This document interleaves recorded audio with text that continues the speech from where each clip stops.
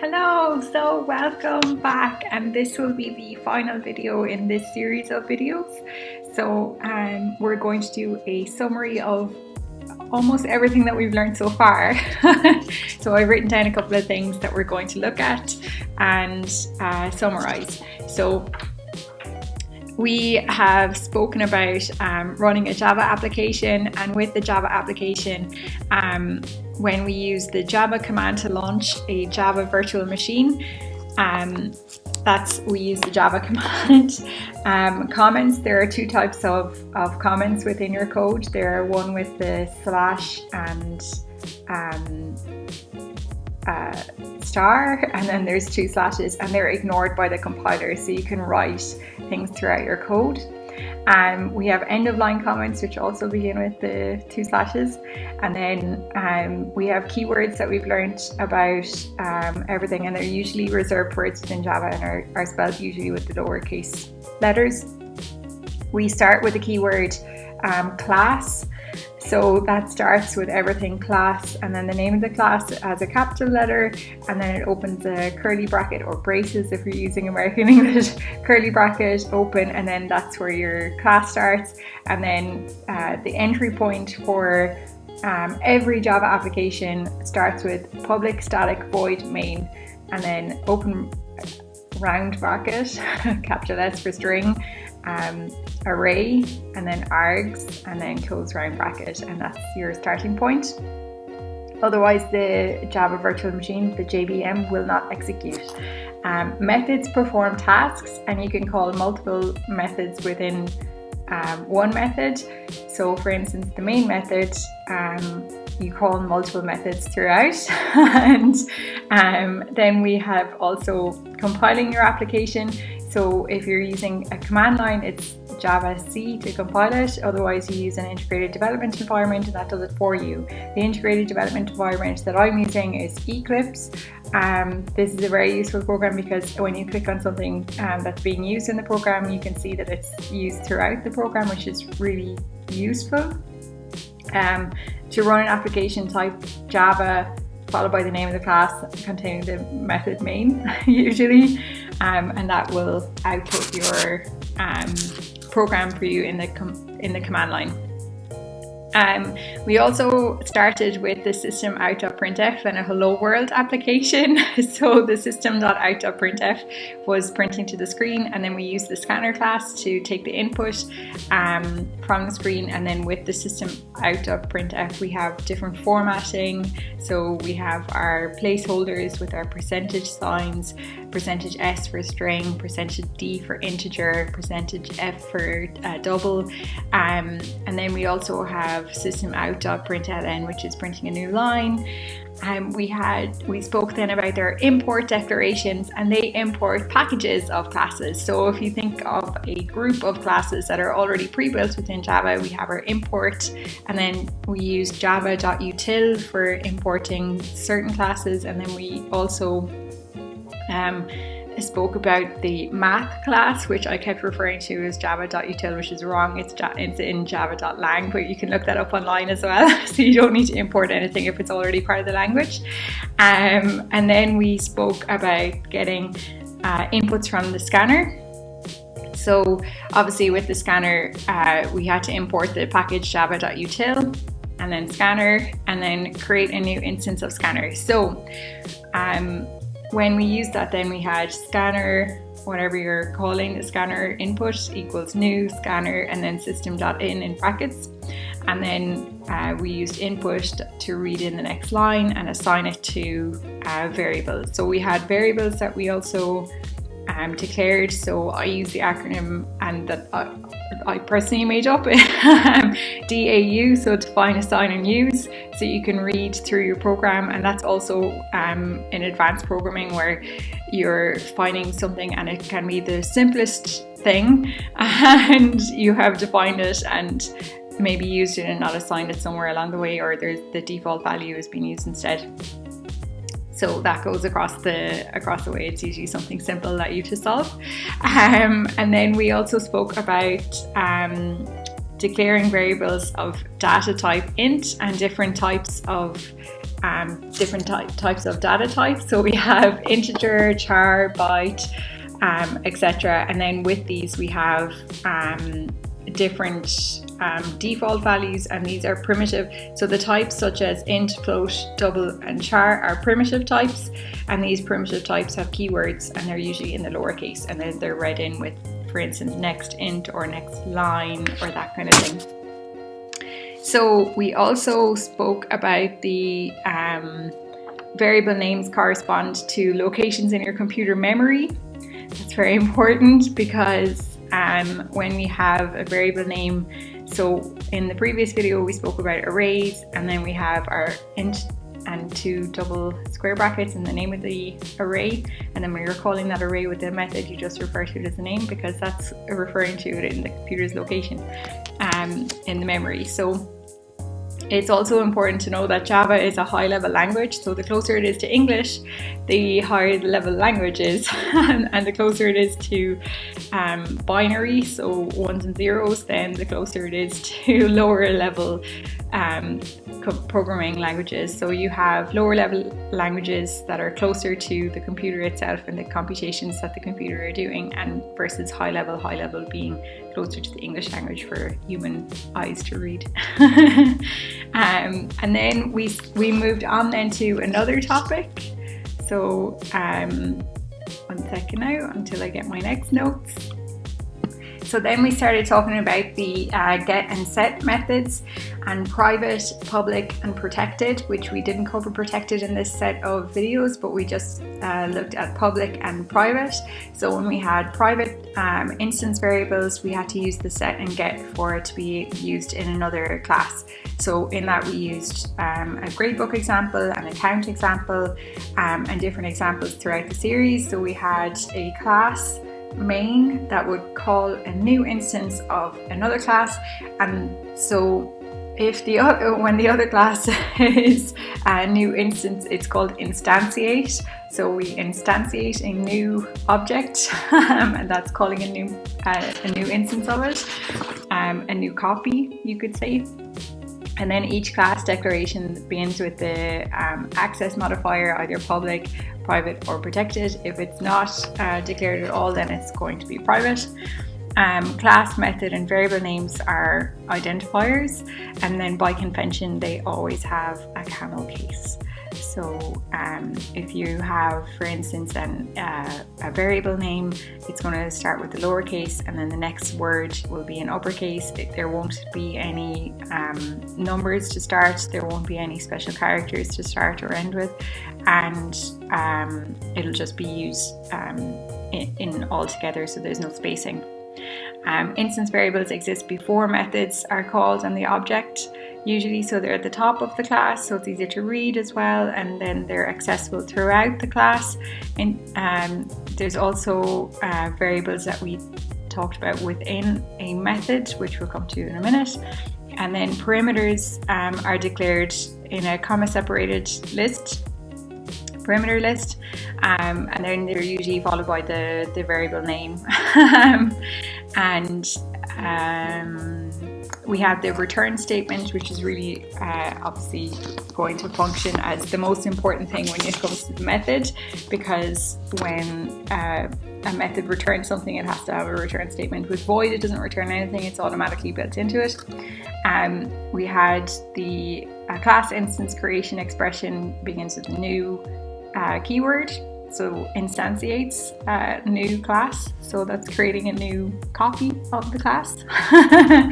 And then local variables are not automatically initialized. Every instance variable has a default initial value, so we know that the string default is null. And then we also talked a little bit about the first value that you get with the null. So when we ran the program, the initial value was null, and then when we got the user's input and then outputted again, it was whatever the user output. So this is important for, you can have a null pointer exception as an error. So it's important to know these things for errors that we're going to come across as well.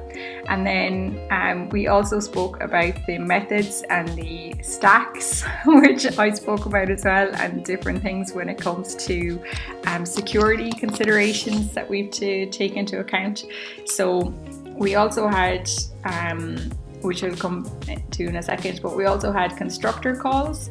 So when we instantiate a new class, we call upon the new class with the constructor. So the constructor, each class has an automatic constructor within it unless you define it underneath. It's usually the name of the class, and then public, whatever the name of the constructor is, and then whatever parameters you're going to pass through to it. Then we had, if a class does not define a constructor, the compiler provides the default one, which I just said. And then we also spoke about the floating point, which usually has a 6-point precision unless you define it within the placeholder within the scanner class if you're outputting it to the command line. And then we also spoke about primitive types and reference types. So there are two different categories. So the primitive types are boolean, byte, char, short, int, long, float, and double.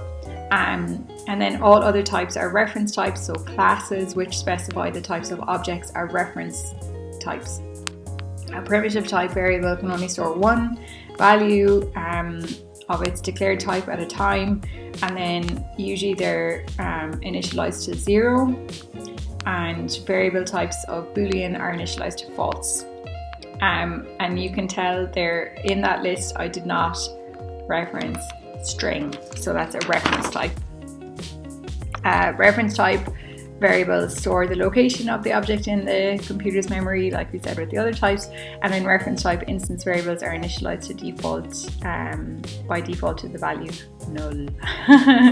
A reference to an object then is required to invoke an object's method. So a primitive type variable does not refer to an object, and therefore cannot be used to invoke a method, which we will come to in a minute because we need to talk about static as well. So 1 second now till I get my next set of notes. So we also spoke about algorithms. So when we have a procedure, the formal word for writing a procedure is an algorithm. And we also spoke a tiny bit about pseudocode. So when you plan your program, you just write it out in English and see what the task is going to do. It's an informal way to kind of generate ideas, but it's also without having to worry about the syntax to problem solve, and then you start writing the program. So it's really good for trying to generate the idea of trying to figure out the problem, and then it helps you kind of think it out before it happens logically. So normally then we had normal statements in a program are executed one after another when they're written, and this is sequential execution, which we didn't really talk about too much. But if we wanted to repeat some of these, we spoke about control structures and how we would get some of these things to repeat after each other. And we also spoke about selection statements. So if statements, if else statements, if statements are single selection statements, if else two double selection statements, and then switch is multiple selection statements. And then we also covered a while loop. So, and we also did a do while loop, and these are all keywords within Java as well. So there's usually a single point of entry and exit within this, and then whatever is declared within the if statement is only available within the if statement, and so on and so forth. The same as what we learned about with the stacks. And then we also spoke about the nested if else statement and the dangling else problem. So if you've used a spare curly bracket or brace, then the block of code is in a different place to where it should be. There's also the conditional operator, which is the question mark and double dots, and that takes in 3 operands. So if it's basically the statement, and then what happens when it's true and what happens when it's false. And it's a conditional expression. The while statement allows you to repeat the same action when it's true. And then we had sentinel values must be created as well to exception input.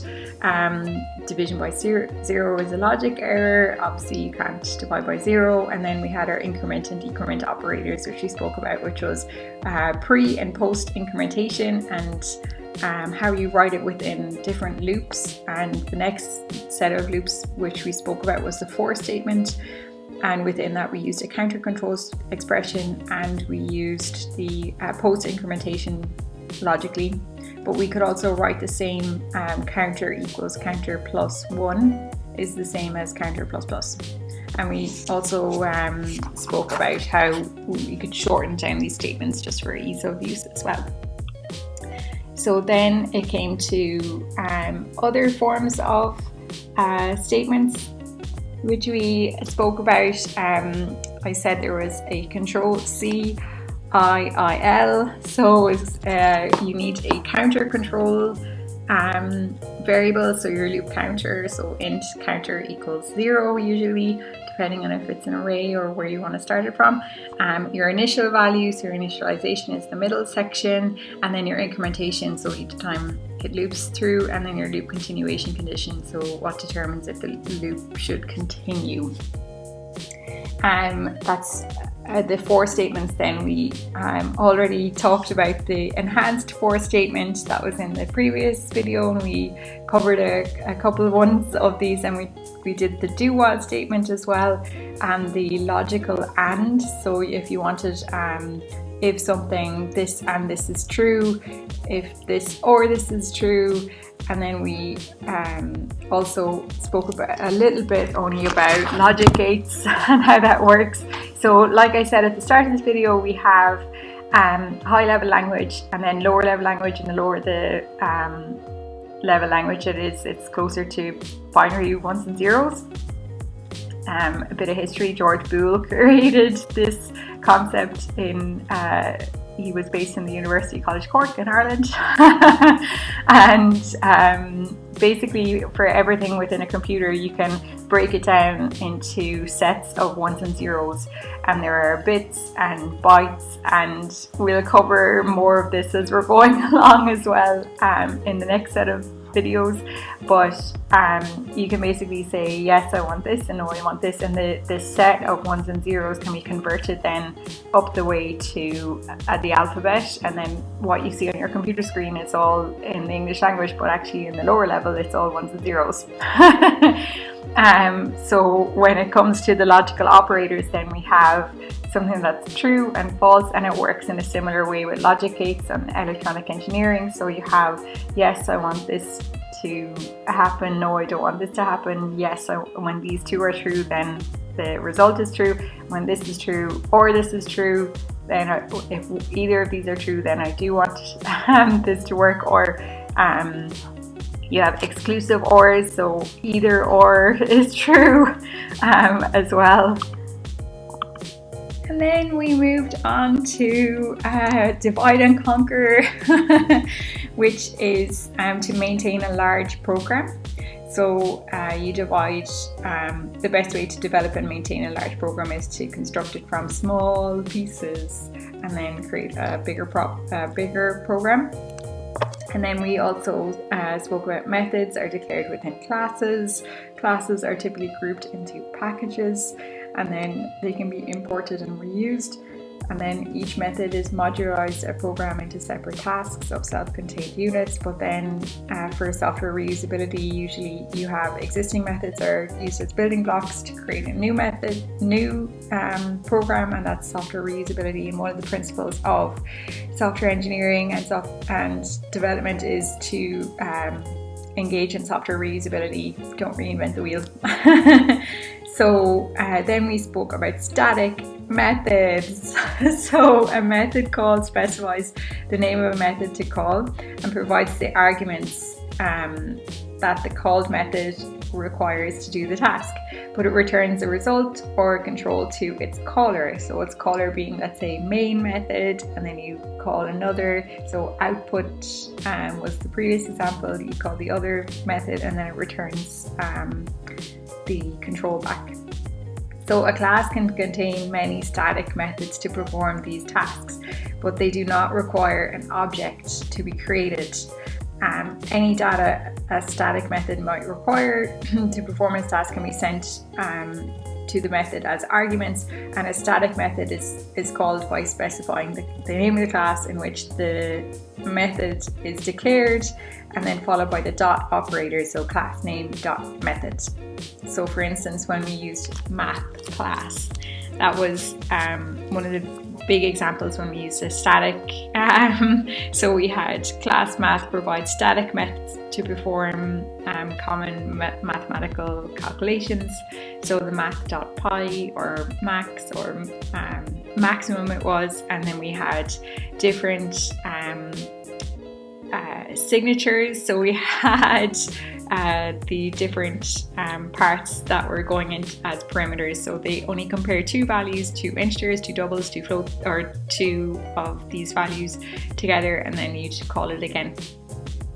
All the objects in the class share one copy of the class's static fields, and then together the class variables and instance variables represent the field of the class. You can place a main method in every class you declare. Only the main method in the class you use to execute the application will be called from the Java command if you're using the command line prompt. Otherwise, you're using the integrated development environment, so Eclipse. And when a method is called, the program makes a copy of the method's argument values and assigns them to the method's corresponding parameters. So a method can return at most one value, but it can refer to an object that contains many values.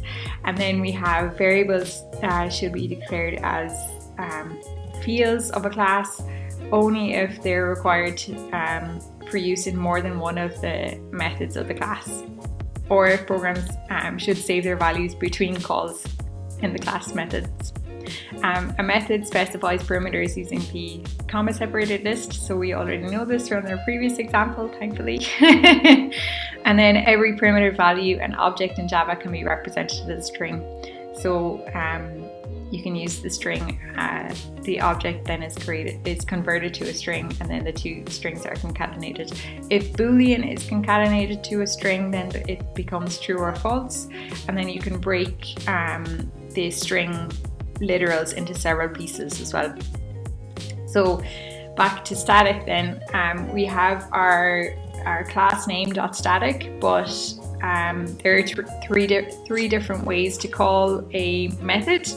So you've seen that using the method name itself within the same class, that's pretty standard. So you have output, or the output bar chart is in the previous example, and using the variable that contains a reference to an object followed by the dot operator and the method name to a non-static method of a reference object, and then using the class name dot to a static method of a class. So a static method can call directly only other static methods. So static to static, they have to match of the same class, and can manipulate directly only static variables within the same class. And then there are three ways of returning control to a statement that calls a method: when the method ending in the right brace is reached, or with the return type void, or with the return and nothing, just the semicolon, or the return then with the expression. So then we spoke about our last in first out, and we had our push on and pop off, and it's push to be inserted and pop to be removed from our stack, and then a method must be known to, this is our data structure, is our last in first out, and a called method must know how to return to the caller, so it has a return address. The data is known as the methods called stack frame or activation record, and the stack frame for that method call is pushed off the method called stack, and when the method returns to the caller, its stack frame is popped off to the stack and the local variables are no longer available. They go away. So if there are more method calls than the stack frame stored in the method called stack, then an error called the stack overflow happens. That's website Stack Overflow is really useful for accessing different problems and answers with your programming.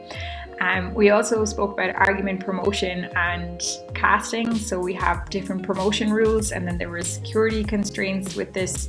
So you can't, you have to promote it to the highest type in the expression. Otherwise you have information that's lost. So I think I used the example of a calculator. When you have a calculator and you type in a number of values in the calculator, you only have a certain length in the screen, and then if you convert it, it automatically gets smaller, but it truncates the rest of the values if you divide it by something or whatever. But if you promote it, it's a similar concept. When you're promoting it, it will truncate some of the values off the precision point if you're using, let's say, a float, a double. And then we spoke about the secure random. And the secure random is part of the java.security package and can produce non-deterministic random values. And then the random numbers are in a range and can be generated with, let's say, int number is equal to, and then we have our shifting value plus random numbers dot next int, and then whatever the scale is. We also spoke about enums, and they're just a list of usually constants within a program that are used, and it's generated in a list. I think we only did one example of that, but we'll get to more in the next series of videos. And then we finally moved on to arrays, and then we had single arrays and multiple multi-dimensional arrays. And with the multi-dimensional arrays, they're actually two of a single one-dimensional array, because Java can only do one-dimensional arrays. And we spoke about how we were going to create them. So we have int, and then 2 square brackets is the multi-dimensional, 1 square bracket is the single. When you call it from a method, when you define, let's say, put in the array in the definition of a method, then it has to match. Everything has to match. Everything's logical within programming. And that's it, I guess. They're the main points that we've covered so far. I will take a break for a little bit while I create more of the Udemy course exercises. And I'm really excited because the first course has gone really well, and that's the prerequisite to the course that I'm developing at the moment.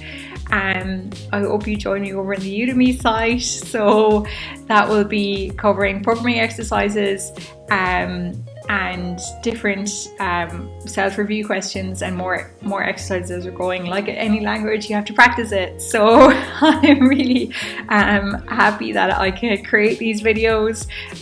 Thanks so much for watching, and I hope you've learned some good tips of programming, and I hope you enjoy it. So please send any feedback to learncomputerswithali@gmail.com, and obviously I really want you to sign up to the Udemy course, so I'll put the link down below. To the free one. That's the first set of videos. It's limited to 2 hours. It's limited in every regard. So the content is limited. There's only one section of quizzes in it, but it's a prerequisite for doing the next course. So thanks for watching. I hope you enjoyed. Hopefully I'll get back to putting up more videos soon, but for the moment we'll take a break, and thanks for watching.